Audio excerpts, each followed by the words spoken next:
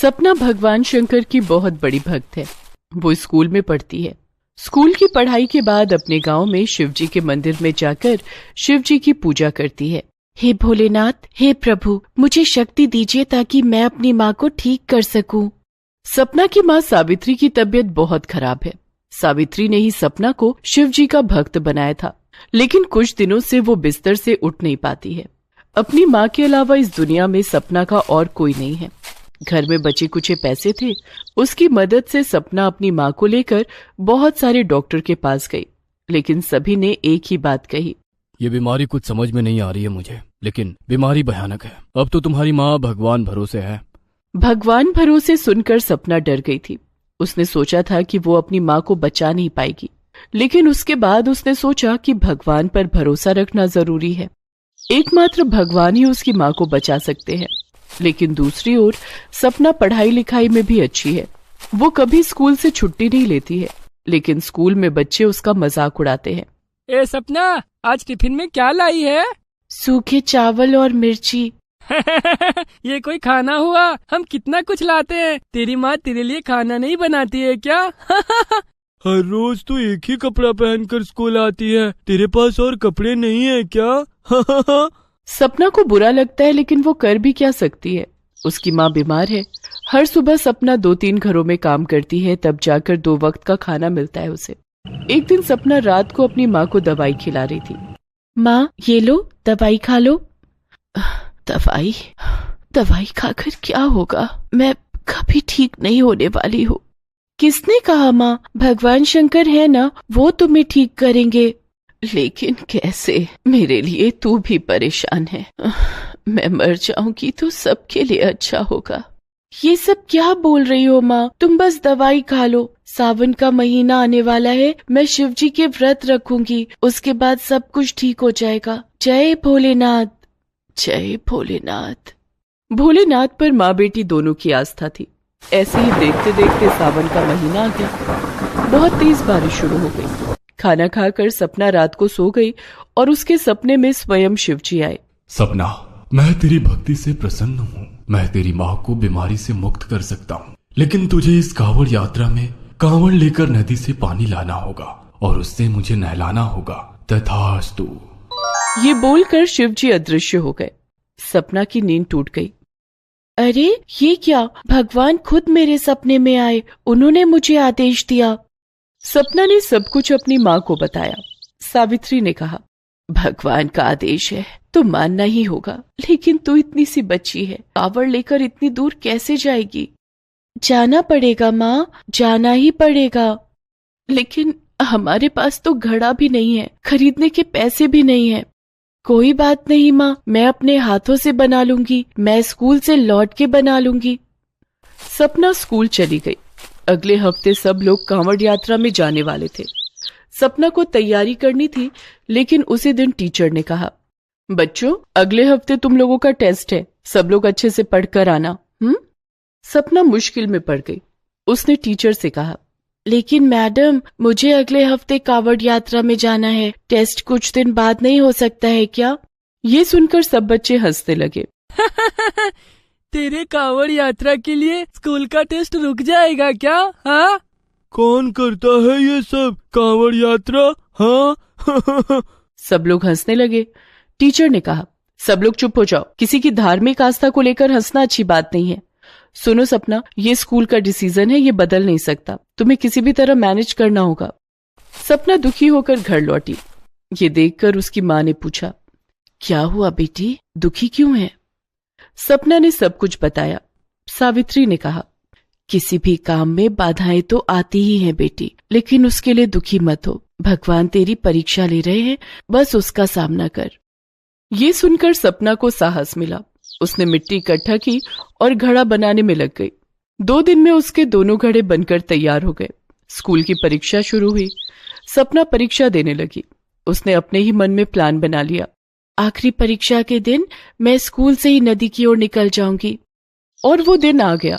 सपना कावड़ लेकर स्कूल आई। ये देखकर बच्चे उसका मजाक उड़ाने लगे। मैंने बहुत जोकर देखा है, लेकिन सपना उनमें सबसे बड़ी है। भला कावड़ लेकर कोई स्कूल आता है क्या? आज सपना चुप नहीं रही। उसने मुंह तोड़ जवाब दिया। उस दिन टीचर ने क्या कहा था, याद नहीं है क्या? किसी की धार्मिक आस्था पर हंसना अच्छी बात नहीं है। मत हंसो, नहीं तो शिवजी बहुत गुस्सा हो जाएंगे, और उनके गुस्से के बारे में पता है ना।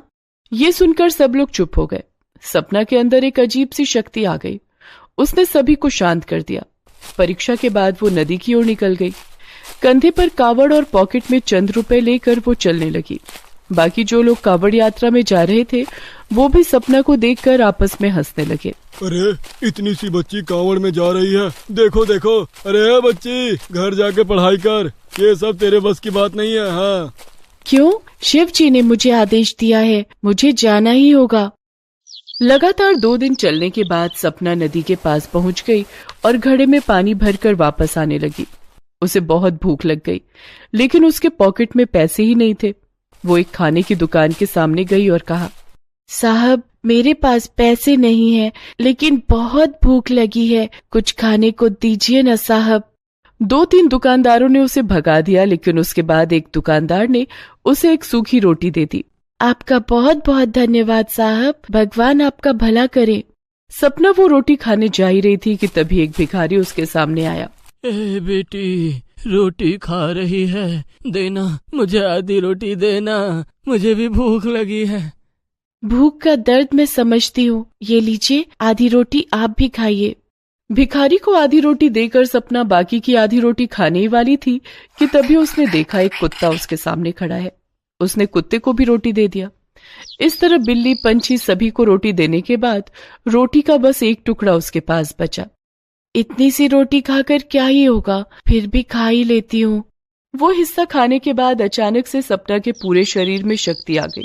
वो कावड़ लेकर जैसे दौड़ने लगी। जो लोग सपना का मजाक उड़ा रहे थे वो लोग बस देखते ही रह गए। अरे लड़की, इतनी तेज कैसे दौड़ रही है? हमसे तो आज चला ही नहीं जा रहा है। भगवान शंकर खुद भिखारियों और बाकी जानवरों के रूप में सपना की परीक्षा ले रहे थे, इसीलिए खुश होकर उन्होंने सपना को शक्ति दे दी। सपना दौड़ते हुए गांव के मंदिर में आई और शिवलिंग पर पानी चढ़ा दिया। जय शिव शंकर, जय भोलेनाथ। और तभी उसके सामने स्वयं शिवजी प्रकट हुए। सपना, तुम मेरी हर एक परीक्षा में सफल हुई हो। मैं तुमसे बहुत प्रसन्न हूँ। बाकी सब तो स्वार्थी है, एकमात्र तुम दूसरों के बारे में सोचती हो। मैं तुम्हारी माँ को ठीक कर देता हूँ और साथ साथ तुम्हें बहुत सारे धन दौलत भी देता हूँ। तथास्तु। जिस बीमारी को डॉक्टर ठीक नहीं कर पाए, भगवान शंकर ने एक चुटकी में उसे ठीक कर दिया। सपना के पास बहुत सारी धन दौलत भी आ गई। उसके बाद से उन लोगों को कभी किसी चीज की कोई कमी नहीं हुई और सपना अपनी माँ के साथ खुशी खुशी जीने लगी। हरकू एक गरीब लकड़हारा था। वो सोनपुर गांव में रहता था और लकड़ियां बेचकर अपना गुजारा चला रहा था। वो नंगे पांव मीलों दूर चलकर जंगल जाता और वहां से सूखी लकड़ियां काट कर लाता, जिसे बेचकर उसे बहुत कम पैसे मिलते थे, जिसमें हरकू और उसकी पत्नी ललिया किसी तरह से अपना दिन गुजार रहे थे। हरकू और उसकी पत्नी भगवान भोलेनाथ के परम भक्त थे। वे दोनों रोज भगवान भोलेनाथ की पूजा किया करते थे। ओम नमः शिवाय, ओम नमः शिवाय, ओम नमः शिवाय। हे भोलेनाथ, मुझे कुछ नहीं चाहिए, बस तुम सदा हमारे साथ रहना। पूजा करने के बाद हरकू लकड़ियां लाने के लिए जंगल जाने लगता है। ललिया, मैं जंगल जा रहा हूँ, लकड़ियाँ लेकर शाम को घर लौटूंगा। ठीक है, लेकिन जंगल से मेरे लिए बेलपत्र, धतूरे का फूल और धतूरे का फल जरूर लेते आना। आज सोमवार है, मैं शाम को मंदिर जाकर भगवान भोलेनाथ की पूजा करूंगी। ठीक है, अब मैं चलता हूँ, नहीं तो शाम को आने में देर हो जाएगी। इतना कहकर हरकू जंगल की ओर निकल जाता है। वहां जाकर उसने कुछ पेड़ों से लकड़ियां काटी। कुछ घंटों की मेहनत के बाद उसने लकड़ियों का गट्ठर तैयार कर लिया और शाम होने से पहले वो लकड़ियों का गट्ठर लेकर गांव की ओर चल पड़ा। रास्ते में उसने पेड़ से बेलपत्र और धतूरे के फल और फूल तोड़े। घर जाकर उसने बेलपत्र और धतूरे का फल फूल ललिया को देते हुए कहा, ये लो बेलपत्र और धतूरे का फल और फूल, तुम मंदिर जाकर भगवान भोलेनाथ की पूजा कर लेना और उनसे कहना कि मैं बाजार में लकड़ियां बेचने जा रहा हूँ, इसलिए मैं उनके दर्शन के लिए नहीं आ पाऊंगा। अगर रात तक मेरी लकड़ियां नहीं बिकी तो घर में चूल्हा नहीं जलेगा। ठीक है, मैं मंदिर जाती हूँ। इतना कहकर ललिया भगवान भोलेनाथ की पूजा करने के लिए मंदिर की तरफ चली जाती है और हरकू लकड़ियां बेचने बाजार चला जाता है। हरकू और ललिया प्रत्येक सोमवार को भगवान भोलेनाथ की पूजा करना कभी नहीं भूलते थे। वे दोनों हर समय भगवान भोलेनाथ का स्मरण करते रहते थे। मंदिर से वापस आकर ललिया ने खाना बनाया और हरकू के वापस आने का इंतजार करने लगी। रात को जब हरकू बाजार से घर लौटा, पंडित जी कह रहे थे कि अगले सोमवार को महाशिवरात्रि का त्योहार है। मंदिर के बाहर बहुत बड़ा मेला लगेगा। ये तो बहुत अच्छी बात है। हमेशा की तरह हम दोनों सुबह सुबह मंदिर जाकर भगवान भोलेनाथ की पूजा करेंगे और व्रत भी रखेंगे। तुम प्रसाद के लिए खीर बना लेना। महाशिवरात्रि से एक दिन पहले ही मैं जंगल से ज्यादा लकड़ियाँ लेकर आऊंगा, ताकि मुझे महाशिवरात्रि के दिन भोलेनाथ को छोड़कर जंगल न जाना पड़े। ठीक है। महाशिवरात्रि के त्योहार का हरकू और ललिया को बेसब्री से इंतजार रहता था। उस दिन दोनों मिलकर भगवान भोलेनाथ का श्रृंगार करते थे और सारा दिन भगवान भोलेनाथ की भक्ति में डूबे रहते थे। हरकू और ललिया दोनों ये सोचकर बहुत खुश थे कि महाशिवरात्रि का त्योहार आने वाला है। हरकू एक एक करके दिन गिन रहा था। धीरे धीरे करके दिन भी गुजर गए और महाशिवरात्रि से ठीक 2 दिन पहले। ललिया, कल मैं सुबह जल्दी उठकर जंगल जाऊंगा ताकि ज्यादा लकड़ियाँ ला सकूं। ज्यादा लकड़ियाँ लाऊंगा तो उसे बेचकर ज्यादा पैसे मिलेंगे। उन पैसों से मैं भगवान भोलेनाथ के लिए श्रृंगार और प्रसाद का सामान खरीद लूंगा। ठीक है, अगर सुबह जल्दी उठना है तो अभी खाना खाकर जल्दी सो जाओ। ठीक है, तुम खाना परोस दो। ललिया ने दोनों के लिए खाना परोसा और दोनों खाना खाकर जल्दी सो गए। लेकिन आधी रात में मूसलाधार बारिश होने लगी और बारिश की तेज आवाज से हरकू और ललिया की नींद खुल गई। लगता है बाहर बहुत तेज बारिश हो रही है। पता नहीं भोलेनाथ को क्या मंजूर है। मैंने तो सोचा था कि सुबह उठकर जल्दी जंगल चला जाऊंगा, लेकिन अब ये बारिश। निराश क्यों होते हो? भोलेनाथ पर भरोसा रखो, हो सकता है 1-2 घंटे में बारिश रुक जाए। लेकिन ललिया का अनुमान गलत निकला। मूसलाधार बारिश और तेज हो गई। बारिश रात भर होती रही, यहाँ तक कि अगले दिन भी बारिश होती रही। बारिश तो रुकने का नाम ही नहीं ले रही है। अब मैं लकड़ियाँ लाने जंगल कैसे जाऊंगा? और अगर चला भी गया तो सारी लकड़ियाँ पानी में भीग गई होंगी। भोलेनाथ पर भरोसा रखो। मेरा दिल कहता है कि थोड़ी देर में बारिश जरूर रुक जाएगी। अब तो बारिश रुक भी जाए तो भी जंगल जाने का कोई फायदा नहीं है। थोड़ी देर बाद बारिश रुक जाती है और दिन भी साफ हो गया था। बारिश रुक गई है और सूरज भी निकल आया है। क्यों न तुम जंगल जाकर बेलपत्र और धतूरे का फूल और फल ले आओ। इस बार हम इसी तरह से भोलेनाथ की पूजा कर लेंगे। हरकू के पास भगवान भोलेनाथ के श्रृंगार और प्रसाद के लिए पैसे नहीं थे। बारिश ने भी उसकी सारी उम्मीदों पर पानी फेर दिया था। वो फूल और बेलपत्र लेने जंगल की ओर चल पड़ा। काफी देर चलते चलते वो जंगल पहुंचा, लेकिन उस दिन बारिश के कारण सारे फूल टूटकर जमीन पर गिर गए थे।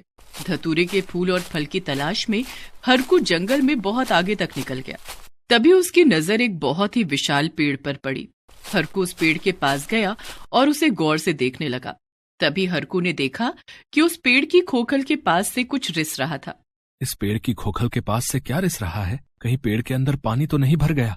हरकू ने पेड़ के खोखल से बाहर निकल रही उस चीज को अपने हाथ से छूकर देखा। ये पानी तो नहीं लगता है, फिर ये क्या हो सकता है? क्यों न इसे अपनी कुल्हाड़ी से काट कर देखूं, इस पेड़ के खोखल के अंदर क्या है। ऐसा सोचकर हरकू अपनी कुल्हाड़ी से उस पेड़ के खोखल को काटने लगता है। थोड़ी देर के बाद जब उसने पेड़ की खोखल को काटा तो उसमें से भांग निकलने लगा। अरे ये तो भांग का शरबत है, लेकिन ये इस पेड़ के खोखल के अंदर कैसे आया? इस पेड़ के खोखल को थोड़ा और काट कर देखता हूँ। हरकू ने अपनी कुल्हाड़ी से उस पेड़ के खोखल को और काटा तो उसने देखा कि खोखल के अंदर ढेर सारा भांग का शरबत रखा था। हे भोलेनाथ, आखिर आपने मुझ गरीब की मदद करने का अनोखा रास्ता निकाल लिया। पेड़ की खोखल में इतना सारा भांग। लकड़ियां न सही, मैं इस पेड़ के खोखल से निकले भांग को बेचकर आपके श्रृंगार और प्रसाद का सामान खरीदूंगा। हरकू उस पेड़ के खोखल में से निकलने वाले भांग के शरबत को भरकर अपने घर ले आता है। घर में जब ललिया ने इतना सारा भांग का शरबत देखा तो उसने हरकू से पूछा, घर में खाने को अनाज नहीं है, भोलेनाथ के श्रृंगार और प्रसाद के लिए पैसे नहीं है और तुम बाल्टी भरकर भांग का शरबत खरीद कर लाए हो। मैं इसे खरीद कर नहीं लाया। तो क्या किसी ने मुफ्त में दे दिया है? ये सब भोलेनाथ के चमत्कार से हुआ है। ये भांग मुझे मुफ्त में मिली है। हरकू ने ललिया को सारी बात बताई कि कैसे जंगल में एक पेड़ के खोखल से भांग का शरबत निकल रहा है। क्या? पेड़ के खोखल में भांग का शरबत? फिर तो चलो हम और बाल्टियां लेकर चलते हैं। बाल्टी भरकर भांग का शरबत लेकर आएंगे और बाजार में बेच देंगे। परसों महाशिवरात्रि का त्योहार है, लोग हमारे भांग बहुत खरीदेंगे। हरकू और ललिया दोनों अपने हाथों में बाल्टी लेकर जंगल की ओर चले जाते हैं। काफी दूर चलते चलते ललिया थक गई। अब कितनी दूर जाना है? मुझसे चला भी नहीं जा रहा है। अगर पेड़ के खोखल से भांग निकालना है तो अभी और चलना पड़ेगा। किसी तरह से गिरती पड़ती ललिया और थका हुआ हरकू उस पेड़ के पास पहुंचते हैं। वहां पेड़ के खोखल में भांग का शरबत देखकर ललिया कहती है, मैंने किसी पेड़ के खोखल में पहली बार भांग का शरबत देखा है। बहुत थक गई हूँ, थोड़ी सी भांग की शरबत पी लेती हूँ। ललिया और हरकू दोनों उस भांग के शरबत को पीते हैं। ये भांग कितना स्वादिष्ट है। ऐसा लगता है जैसे किसी ने अभी अभी भांग घोलकर इस पेड़ के खोखल में रख दिया हो। मेरी तो सारी थकान दूर हो गई। हाँ, इस भांग के शरबत को पीकर मेरी थकान भी दूर हो गई। लगता है ये कोई चमत्कारी भांग है। चलो जल्दी जल्दी से बाल्टी में भर लेते हैं।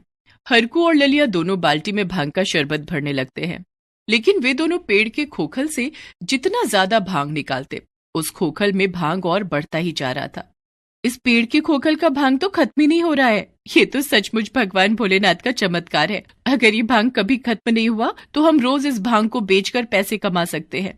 हाँ, मुझे तो लगता है कि इस पेड़ में जरूर भगवान भोलेनाथ वास करते हैं, तभी तो इस पेड़ के खोखल से भांग निकलता ही जा रहा है। चलो अब जल्दी इसे लेकर गांव चलते हैं। हरकू और ललिया दोनों बाल्टी भरकर भांग का शरबत लेकर गांव आ जाते हैं। दोनों भांग के शरबत को गांव में बेचने लगते हैं। ग्रामीण हरकू और ललिया से भांग का शरबत खरीदने के लिए आने लगे। अरे हरकू, अरे ये भांग का शरबत कहाँ से लाया भैया? हमको भी एक गिलास पिलाए दो। हाँ, अभी लो, लेकिन 5 रुपए गिलास है भैया। हाँ, ई लो रुपया भैया, 5 रुपया ई लो। भोलेनाथ का नाम लेकर हम भी थोड़ी भांग का शरबत पी ही लें भैया। है भांग का शरबत पीने के बाद, अरे ये भांग का शरबत तो बहुत अच्छा है भैया। इसे पीकर तो शरीर में ताजगी आ गई एकदम। 1 गिलास और दे दो भैया, 1 गिलास और है। हाँ, ई लो, खूब पियो भैया, खूब पियो। धीरे धीरे हरकू और ललिया के पास भांग पीने के लिए लोगों की भीड़ इकट्ठी हो गई।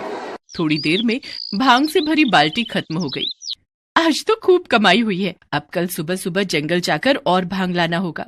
हाँ ललिया, परसों महाशिवरात्रि है। उससे पहले हमारे पास काफी पैसे इकट्ठे हो जाएंगे, जिससे हम भगवान भोलेनाथ की पूजा अर्चना अच्छे से कर पाएंगे। दूसरे दिन दोनों जंगल जाकर उस पेड़ के खोखल से और ज्यादा भांग लेकर आते हैं और उसे गांव में बेच देते हैं। उस दिन भी दोनों के पास काफी पैसे इकट्ठे हो गए थे।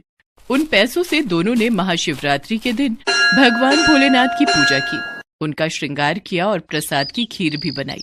आज महाशिवरात्रि है, क्यों ना हम मंदिर के बाहर भांग का शरबत बेचें? आज रोज से ज्यादा कमाई होगी। हाँ, चलो जंगल चलते हैं। पूजा के बाद दोनों जंगल जाकर पेड़ के खोखल से भांग लेकर आते हैं और मंदिर के बाहर उसे बेचने लगते हैं। उनके भांग के शरबत हाथों हाथ बिक जाते हैं। हरकू ढेर सारे पैसे गिनता है। भोलेनाथ की कृपा से हम इसी तरह भांग बेचते रहे तो हमें खाने पीने की कोई दिक्कत नहीं होगी। हाँ, और हमारी गरीबी भी दूर हो जाएगी। हरकू और ललिया पेड़ के खोखल से भांग निकालकर रोज गांव में बेचने लगे और खूब पैसे भी कमाने लगे। सोमेश्वर भगवान भोलेनाथ का बहुत बड़ा भक्त था। वो हर रोज भगवान भोलेनाथ की पूजा करता और मंदिर जाकर उन्हें जल चढ़ाता। उस दिन सोमेश्वर हाथों में दूध से भरा कलश लिए हुए मंदिर की लंबी लाइन में लगा। अपनी बारी का इंतजार कर रहा था, लेकिन मंदिर में उमड़ी श्रद्धालुओं की भारी भीड़ ने उसे धक्का देकर मंदिर से बाहर निकाल दिया, जिसके कारण सोमेश्वर के हाथ में जो कलश था उसमें से दूध छलक कर बाहर गिर गया। हे भोलेनाथ, महाशिवरात्रि के दिन भी मैं आपकी पूजा करने से वंचित रह गया। ये दूसरी बार है कि महाशिवरात्रि के दिन मैं आपकी पूजा नहीं कर पाया। दुखी मन से सोमेश्वर अपने घर जाने लगा। रास्ते में उसे कई श्रद्धालु हाथों में जल और दूध से भरा कलश, फूल और बेलपत्र ले जाते हुए दिखाई दिए। सोमेश्वर ने उनसे कहा, अरे नंदू भाई, भगवान भोलेनाथ की पूजा करने जा रहे हो क्या? हाँ भाई, आज महाशिवरात्रि का पावन पर्व है। आज के दिन भगवान भोलेनाथ को जल चढ़ाने से भगवान भोलेनाथ मेरी सारी मनोकामना पूरी करेंगे। लेकिन भाई, मंदिर में तो बहुत भीड़ है। वहाँ दूर दूर से श्रद्धालु भोलेनाथ के दर्शन करने आए हैं। मैं अभी अभी मंदिर से ही आ रहा हूँ। भीड़ इतनी ज्यादा है कि मैं तो मंदिर के अंदर भी नहीं जा सका। अच्छा, अगर ऐसी बात है तो फिर मैं भगवान भोलेनाथ की पूजा कैसे करूँगा? आज महाशिवरात्रि है। आज के दिन भगवान भोलेनाथ की पूजा नहीं कर पाया तो भोलेनाथ नाराज हो जाएंगे। यही हाल गांव की औरतों का भी था। गांव की औरतों ने इकट्ठा होकर आपस में बातें की। बहनों, आज महाशिवरात्रि का त्योहार है और हम में से कई बहनें मंदिर में भगवान भोलेनाथ की पूजा नहीं कर पाई। मंदिर में बहुत भीड़ होने के कारण हम मंदिर के अंदर भी नहीं जा सके। महाशिवरात्रि की व्रत कथा सुनना तो दूर, हम भगवान भोलेनाथ को जल भी नहीं चढ़ा पाए।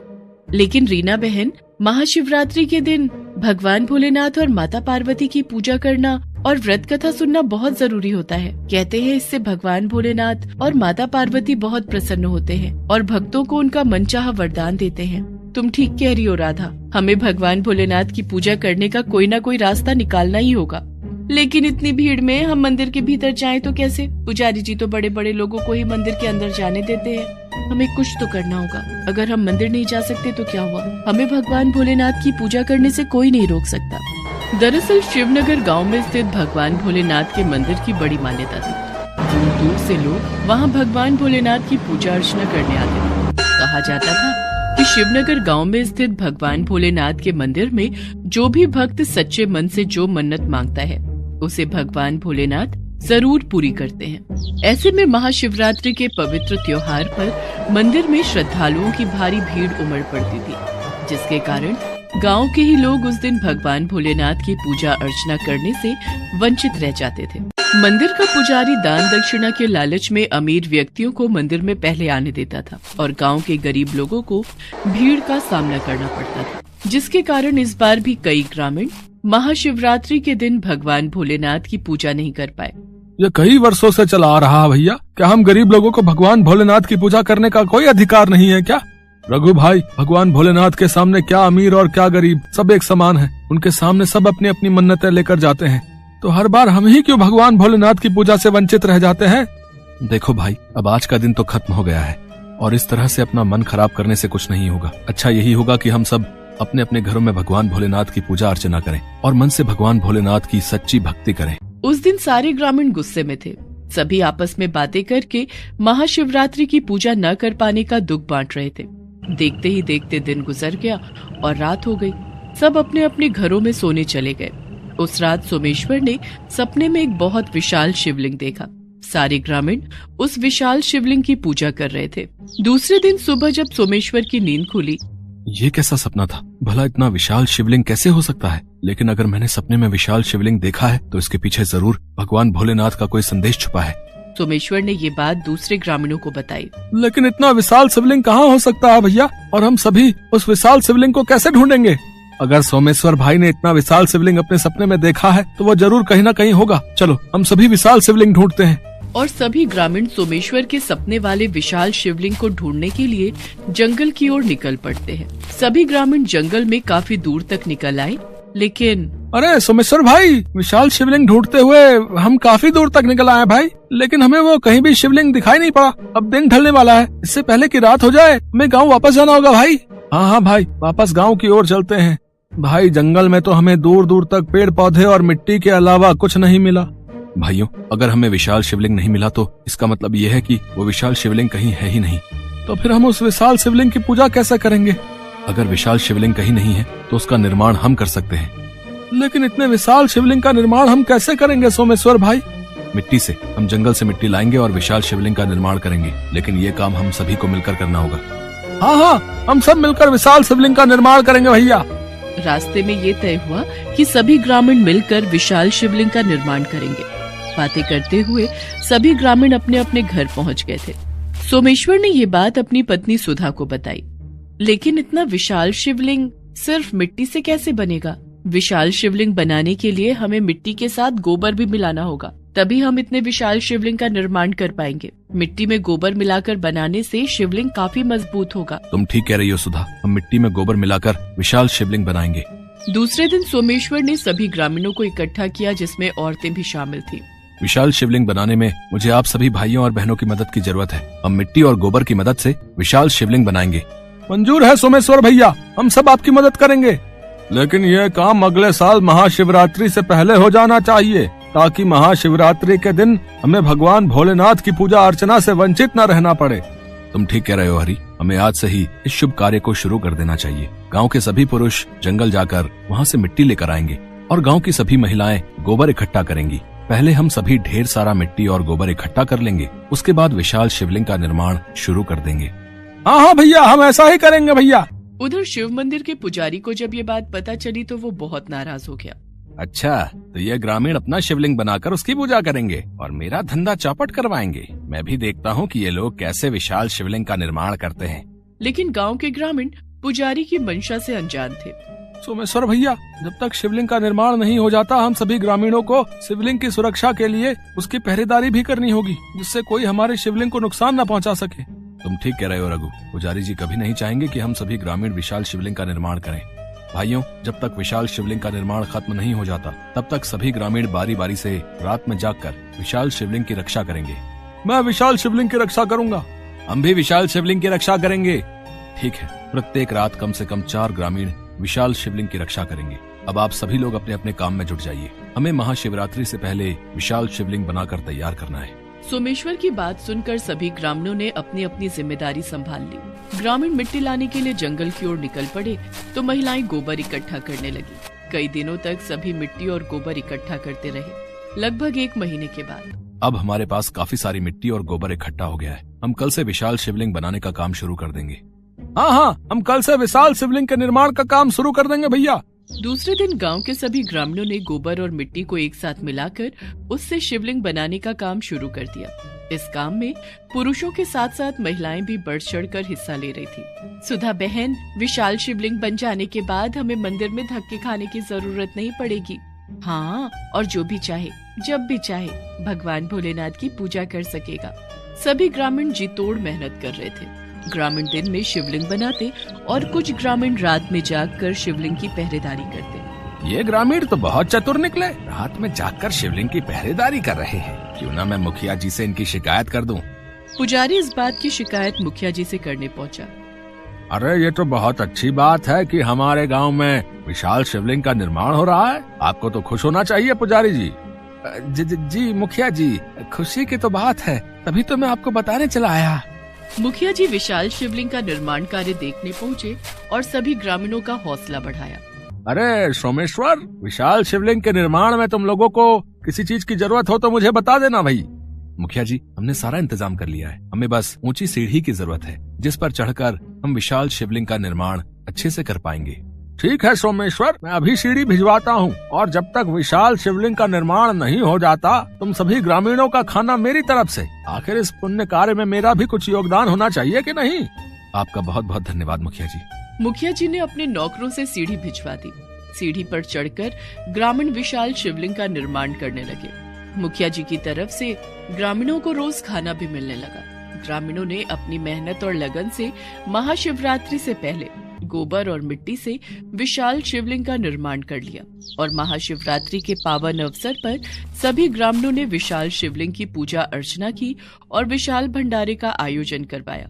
अब शिवनगर गांव के गोबर और मिट्टी से बने विशाल शिवलिंग को देखने के लिए दूर दूर से लोग आने लगे। हे भोलेनाथ, आपके आशीर्वाद से आज मेरा सपना सच हो गया।